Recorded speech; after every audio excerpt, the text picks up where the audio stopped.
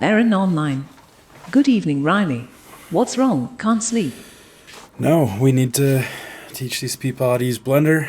It's their livelihoods, it's their future. Where did we leave off on the last one anyway? In part 1, we covered Blender's interface and navigation. In part 2, we are going to begin our client project. Okay, good. What's the project?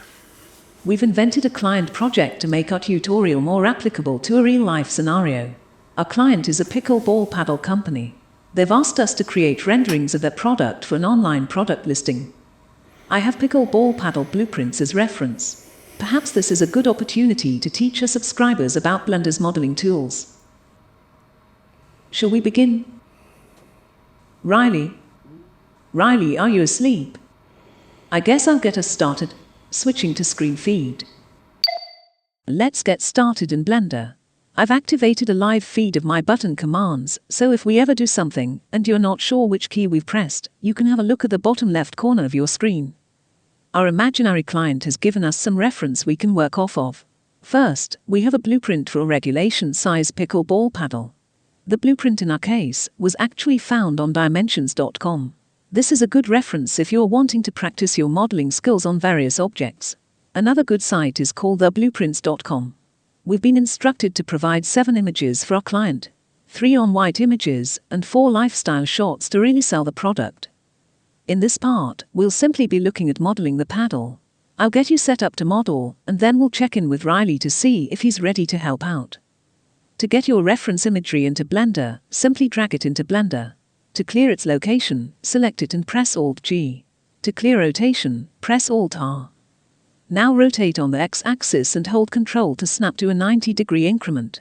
Alternatively, you can just press R for rotate, X for the X-axis, 90 for 90 degrees, and then Enter to confirm. Move it back. Jump into your front view with the tilde menu. We need to copy this setup, but for the left side, duplicate the reference image with Shift-D. Rotate -90 degrees on Z. Go to the left side view and position the reference.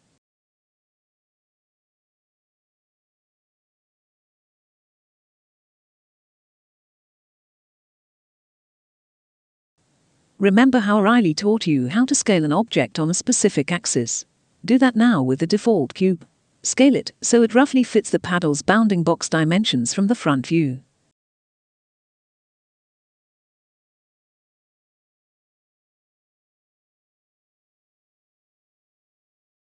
Now do the same for the left side view.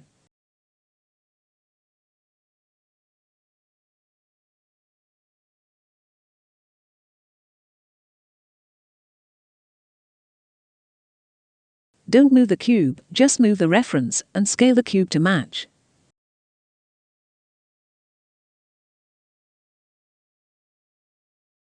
Now we have reference for both the front and side view of the paddle. See if you can take what we've done here and repeat the process for the top view.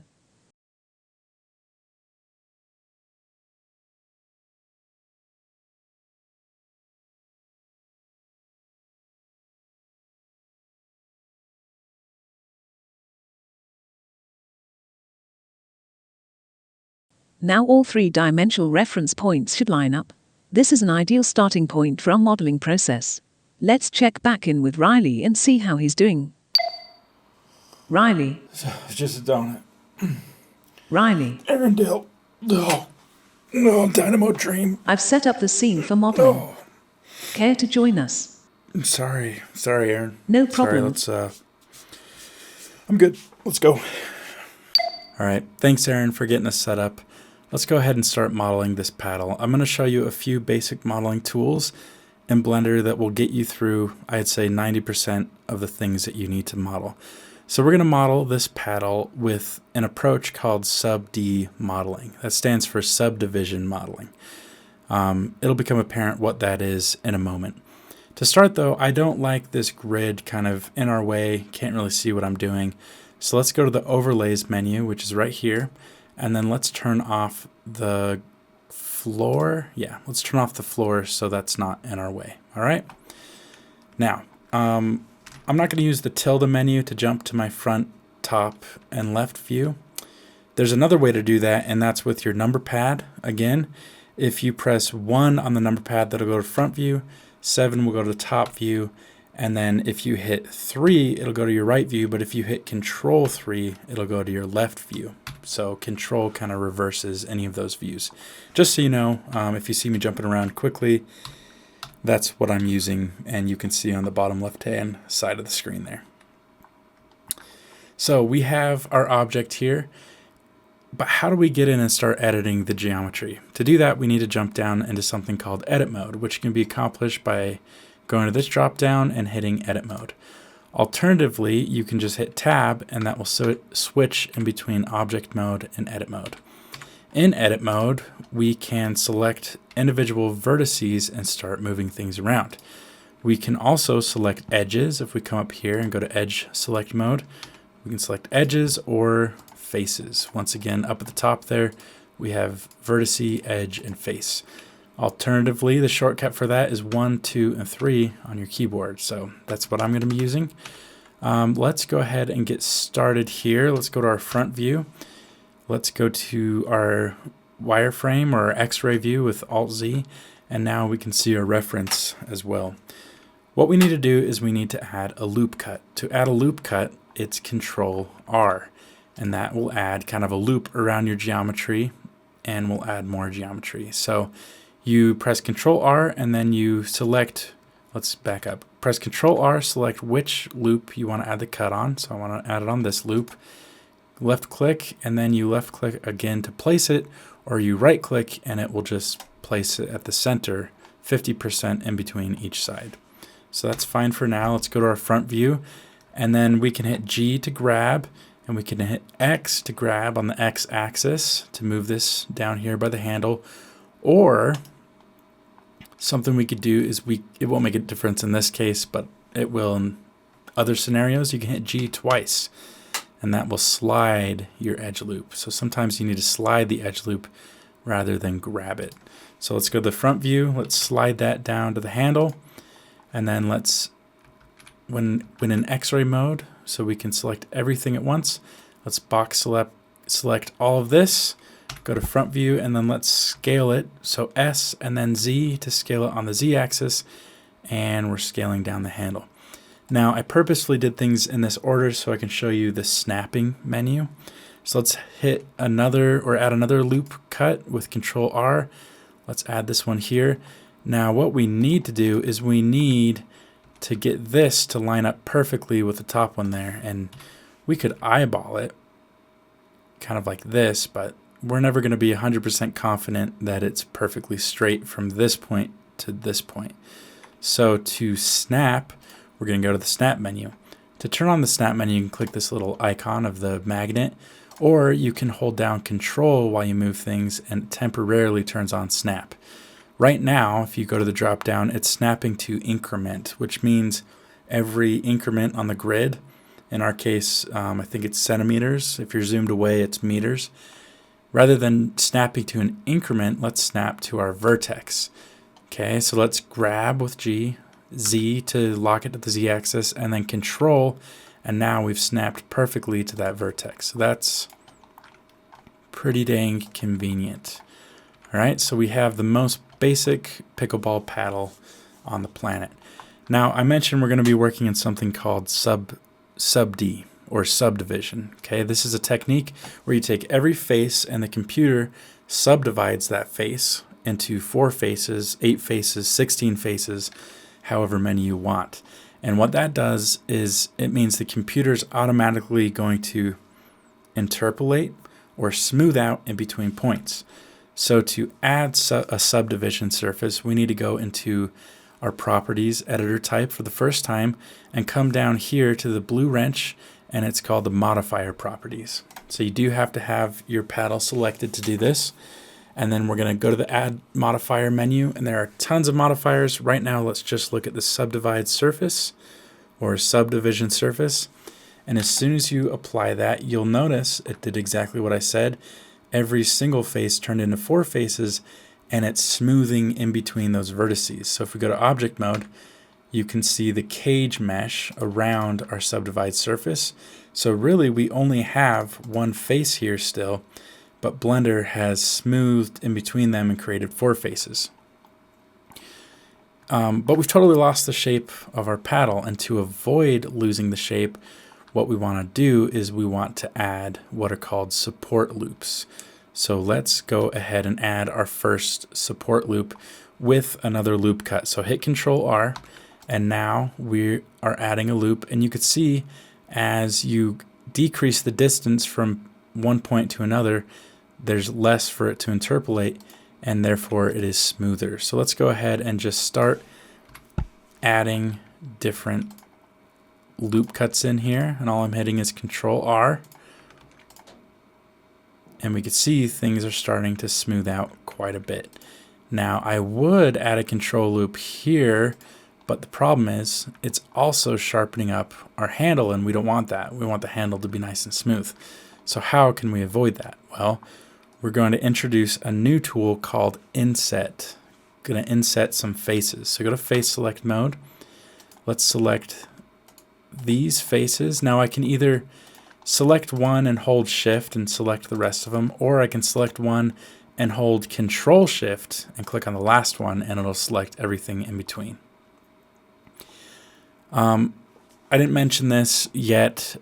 In each modifier, you have options for where you want that modifier to be displayed. So right now it's displaying in the rendering, in the viewport, in object mode, and it's displaying in edit mode. I'm going to turn it off in edit mode so things aren't smoothing out in edit mode, but if we go back to object mode, you can see we can preview the smooth.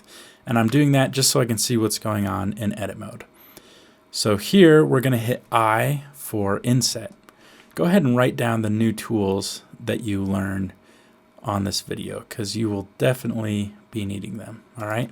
So now that we've inset, go back to object mode, and we see we've sharpened up that face. But we have a problem. It didn't do it on the back face. To do that, we can either select all these faces again and inset and try to guess and get it the same as we did on the front, or we can activate something called the mirror modifier.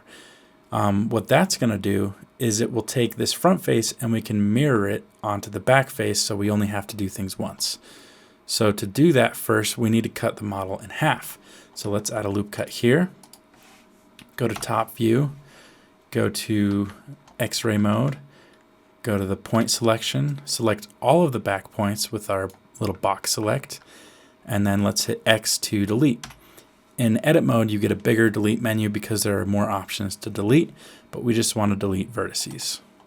So now if we go back to object mode, we have half of a paddle, but we can come here, add modifier, add the mirror modifier, and we need to choose which axis we're going to mirror on. So X was not right.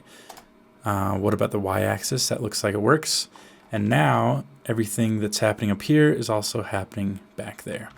If we grab and move on the Y-axis, you can see that it is just mirroring itself. If we don't want it to pass through itself like this, we could just select the clipping. And now if we grab it, you can see that things are kind of locked in, so it can't intersect with itself. All right. Let's keep adding some loop cuts. And now I'm going to start scaling things to match the reference. So all I'm doing is I'm adding loop cuts and I'm scaling things.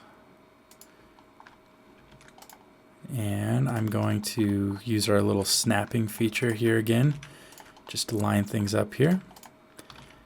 Now it's time for a new tool, which is what we're going to use to get this little sleeve here. Okay, so this new tool is called the extrude tool. This is a very common function that you're going to be using in 3D.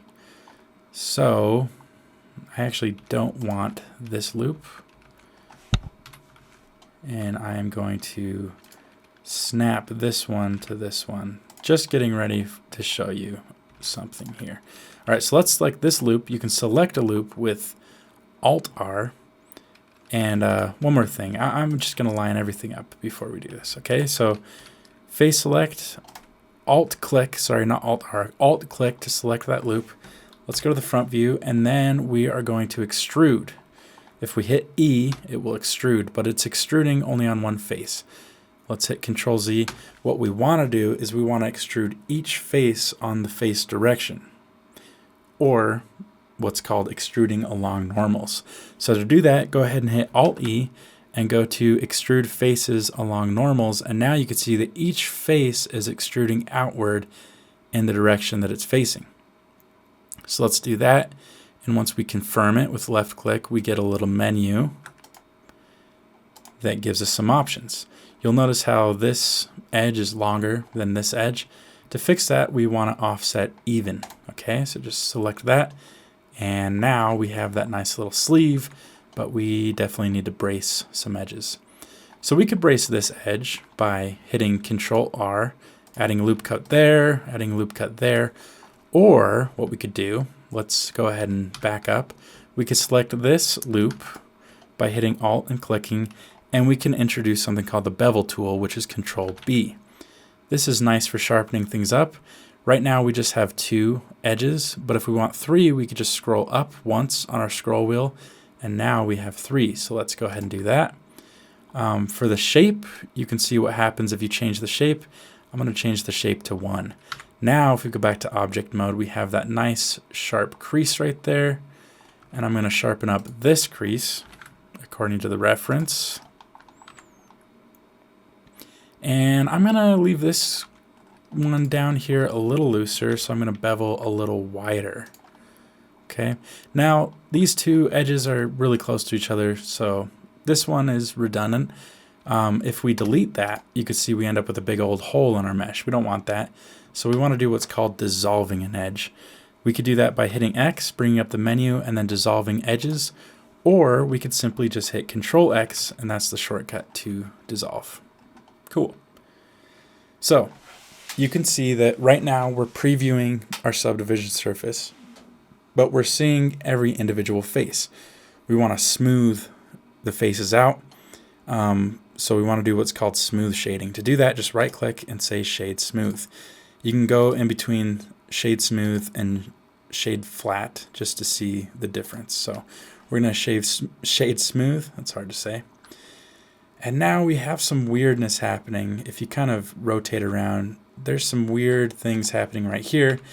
And if we go to our geometry, this isn't going to work because we want to add this kind of ring around the whole outside of the paddle. Right now, if we were to extrude this out, you could see that we would kind of just have to extrude that, and that's not really what we want. It doesn't end there. In the reference, it goes into the handle. So we need to edit our topology flow, because right now if we added a loop cut, you could see it goes right and it cuts here. We actually want the flow to continue into the handle.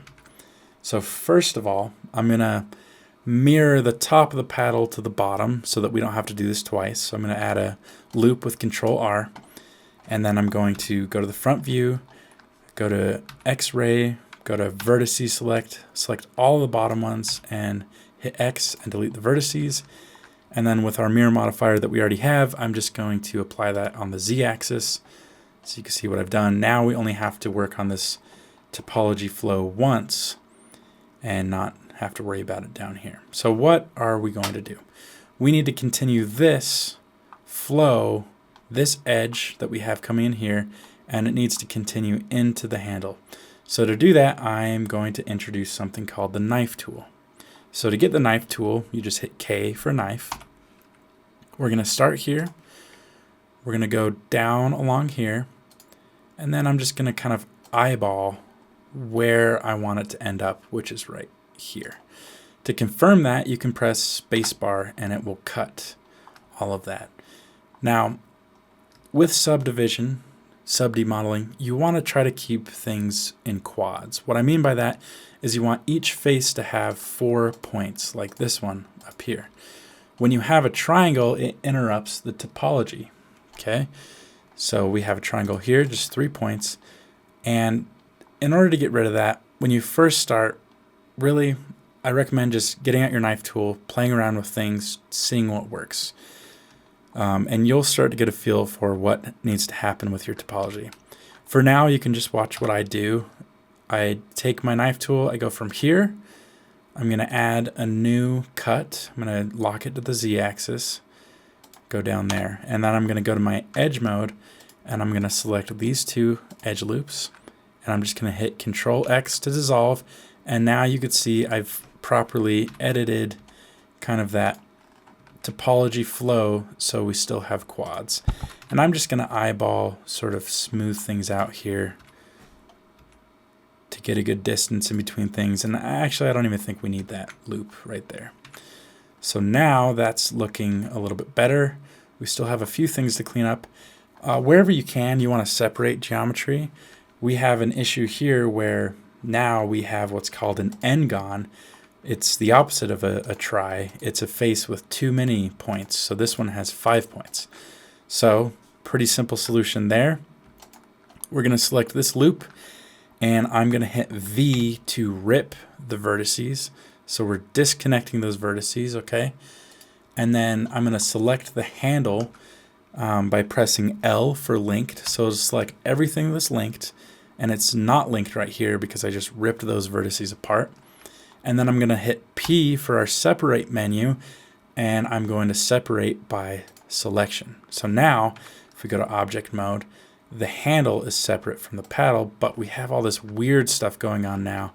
And this is something that you'll see, and when you see this weird star-shaped form, what's usually happening is your modifiers are in the wrong order. So what's happened is it subdivided our surface, as you can see right here, before it merged things together with the mirror modifier. So all we need to do to fix that is drag the mirror modifier above the subdivision surface, do that for our paddle as well, and now that's in the proper order. So if you ever see that like weird star-shaped, it's usually because you have a mirror modifier and a subdivision modifier, and they're in the wrong order. All right, so that's looking better now, except we have an extra vertice here. To get rid of that, we could just hit Control X to dissolve it, and problem solved. So let's hit Control S to save. I haven't saved in a little while. And then I'm going to go to the top view and just continue to move things around. Don't forget to shape things from multiple views to make sure you're getting the right form. Otherwise, there's no point in Aaron setting up this nice thing for us. Okay. Yep, I'm going to take both of these. That's going to cause some issues down here. Just have everything selected that I want to. Okay. That's looking pretty good. A lot of this is just eyeballing things, shifting things around, looking at things from different angles. You'll notice every once in a while I apply the scale as I'm moving things around. Just a habit. Okay, so next let's get this lip in here. We're going to do that with the extrude tool. Now that we've edited our edge flow, we have good edge flow here. Select that loop with Alt and then left click, selects that loop, and let's hit extrude and let's extrude out. Okay, so now that's looking good. We have some things we need to edit still. What's going on here? Let's see here. Now our paddle is too beefy, so let's scale it back down. And I'm going to grab this face and move it inside the handle more. Just kind of work with the shape here.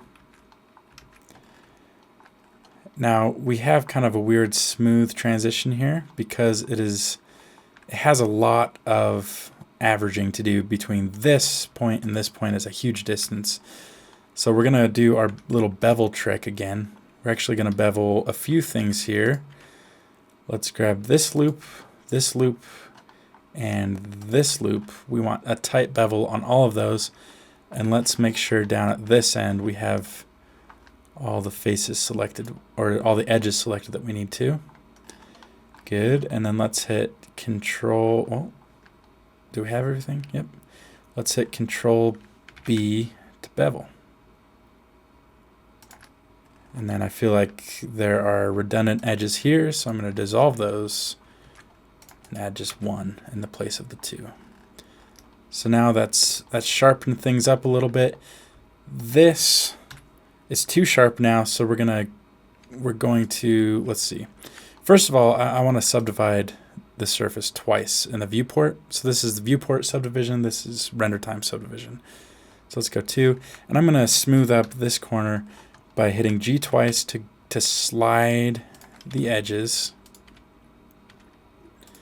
And you can see what effect that has here.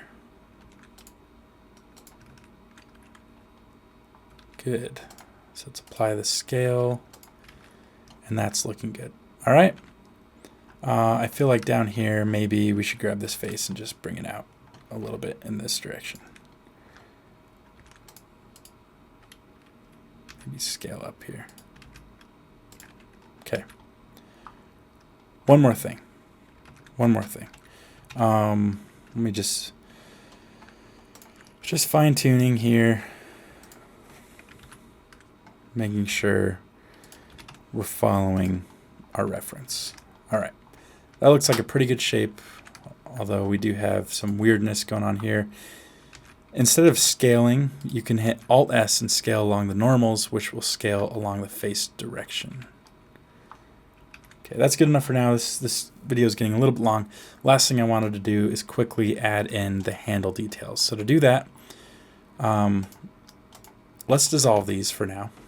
Okay, let's add a loop cut, and to add multiple loop cuts, you just scroll up on your scroll wheel. And I'm going to apply the mirror modifier. To apply it, just hit Control A for apply.